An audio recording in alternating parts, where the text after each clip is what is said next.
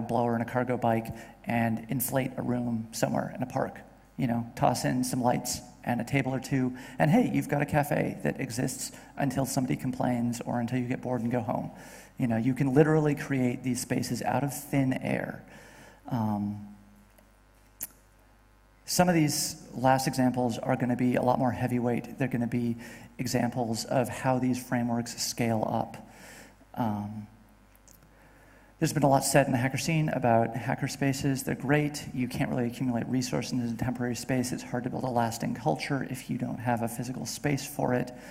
So the spaces matter. Hacker spaces are great, but they're kind of exclusive. So there's some good, there's some bad there. Some of this may be unavoidable. New spaces are great, but they're not the only answer. If you ignore your neighbors, you recreate the kinds of class problems that we have already that restrict us from the full access to the city. So don't. If you're involved in creating one of these kinds of third spaces, whether it's a hacker space or some other more diverse space, make sure you're inclusive. Do the work you need to do. Squats are a pretty direct subversion of capital control of real estate. I'm not going to talk too much about them because they're kind of out of scope for this. It's not, the difficulty of doing this should not be underestimated. In a lot of legal regimes, they're not really possible for any meaningful length of time. They're almost always impossible without community support, but they're still interesting in this context of the same set of frameworks. The housing that exists in the city determines what kinds of families can live in the city, what kinds of groups can live in the city. If you have a household with 3 people in a relationship, it's really hard to find an apartment that relationship fits into. If you have 3 single mothers who want to live together and raise their kids together, it's really hard to find a space, if they don't have a lot of money, that fits into. So either groups of houses working together, groups of households working together to create these kinds of spaces as co-ops or co-housing projects. There are some options there, but in general, the variety of housing stock that you have in a city determines pretty directly the variety of households that you have in the city. So working for more variety in housing means working for more variety in the people around you. If you end up involved in an actual real construction project, there are definitely a lot of things that you can do. The kind of human city that we'd like to see doesn't happen all at once. It happens one brick at a time. It happens one city bench at a time, which is why these small interventions matter. If you're involved in a project, push it in the direction of a more human city. You'd be surprised what you can get away with. Just push, just try. Maybe it doesn't work, who cares? You tried, you did your part for making the city more human. Do the right thing. Go change your city. Right now, you can do it. You know how, you know the things you might want to change. Go do it.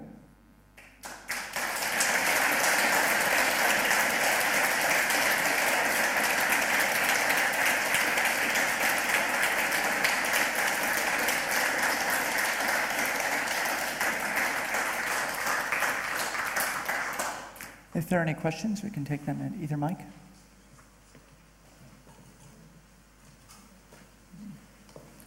If you could just go up to the mic so we can hear them all.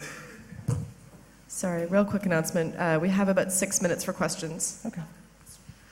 Great. Hi. Thank you for this great reference, or this just your lecture. I found some examples that I can say, hey, you're right. One example is for using bicycles as a way to change the city is, for example, Amsterdam. Everyone knows that it's a city where people like to go. And I think that's just the reason why they do that. But my real question is, in what context are you working about this? And another thing, I think up till now, cities are planned in a way that human living is not very easy possible. And perhaps if you change the mind of people, on the long run you will reach to change to how to build cities. But at the moment, if you have ugly buildings, if you have ugly places, if you have places that hinder you in living humanly, do you really change something then if you use perhaps light or anything else? It stays an unlivable place. Yes and no. I mean, if you want to change the buildings, if you want to change all of the big stuff in the city, that does take a lot of time. But changing people's understanding of the city is kind of the first step there. You have to do that. You know, understanding comes before action. If everybody understands that, hey, this city is really ugly and we'd like to fix that, then it will stop being ugly because people will act. So you have to change people's minds before you can change anything else. I'm not quite sure what you meant by the context. A lot of my examples are American. A lot of the time I'm thinking about American cities where you don't have very many bike lanes and there aren't separate bike facilities. You know, speaking to the specific example of a bike-friendly city, you know, whatever context you find yourself in. I mean, these are examples. These are intended to be kind of inspiration. You know, use these and go out and say, okay, hey, in my neighborhood, I can do this very specific thing, and then do that thing. Hi. First, I find this very inspiring, and I'm really excited to do these things in my city. But I feel that some of your examples, is this loud enough? I feel that some of your examples for city betterment are very artistically driven. Anyone could do them, but it is often the artist communities that do. And at least in the cities that I know, which are Chicago and Miami, gentrification is heavily driven, however, not dispurposefully, not on purpose, by the artist communities. Mm-hmm. I wonder if you agree or disagree with that, or wonder if there's a way to avoid that while still doing artistic things. I think in a lot of ways that's true. I mean, that does tend to be, you know, the people who are going into these neighborhoods. Traditionally, when people have gone into those neighborhoods, they've stayed inside their own communities, inside their own circles. Don't do that. Don't move into a neighborhood with your friends. Move into a neighborhood and become part of that neighborhood. Get to know your neighbors. You know, that's how you change that kind of thing. You know, work towards, you know, community ownership of property, all of those kinds of things. If you're moving into a community as an outsider, you have a responsibility to the community that you're moving into. You know, so live up to that responsibility. Thank you.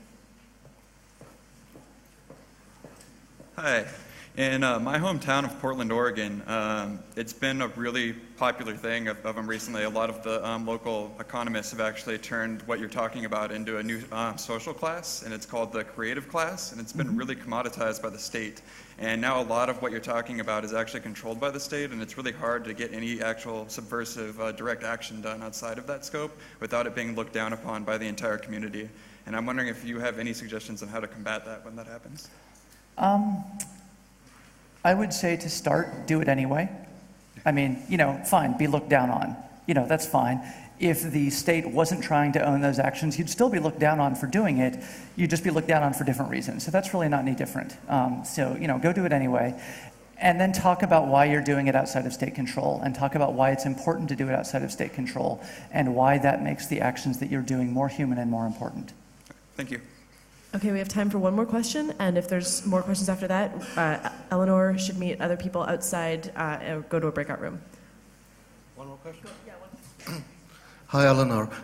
I'd like to question a little bit your notion of the right to the city, because I think it's a right that's probably quite different from political right. As you move into a city, you acquire this right by living there to some extent, and it's a historical thing. So you refer to this in saying, please reflect the neighborhood you're moving in. But I'm just wondering, how do you actually acquire the right, and how fast might this happen? Because, well, personally I relocated between different cities, and sometimes I felt after 5 years that I actually had the right to change the place because there were people there who lived there before, and they didn't ask for my intervention. I somehow had to prove myself of being worth being there. So what's your notion on this? I think to a certain degree that's going to be a very individual cultural process. You know, you need to, you know, you get to know people and you kind of have a sense of saying, oh yeah, I'm part of this community now, you know, and if you're being honest with yourself and you're actually understanding that, oh yeah, this is now my city, I think you'll have a pretty good idea of, oh yeah, I'm part of this community now. This isn't just, I just moved here, I don't know anyone. One very brief announcement. Eleanor was kind enough to mention the Journey to the End of the Year game that's taking place here in Berlin on Sylvester or New Year's